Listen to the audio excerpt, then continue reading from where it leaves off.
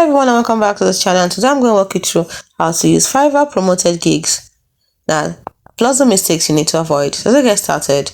How does the Fiverr promoted gigs work? 1. Eligibility. You need to be a level 1 or level 2 seller status plus good ratings to be eligible for Fiverr promoted gigs. 2. Bidding. Set a daily budget that starts with $5 to $10 and maximum cost per click. And then the third step is optimize. You see, Fiverr shows your gig to relevant buyers. You pay only when clicked. Now here are the mistakes to avoid. 1. Promoting low performance gigs. Fix reviews or orders first before you promote them. Secondly, bidding too high. Start with Fiverr suggested cost per click. Third step is ignoring analytics. Track clicks or orders and adjust bids. And the fourth mistake people make is unclear gigs titles. Always use keywords, for example, YouTube editor for better targeting.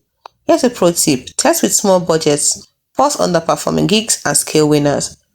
Promoted gigs boost visibility, so use them wisely. Hope you found this video helpful.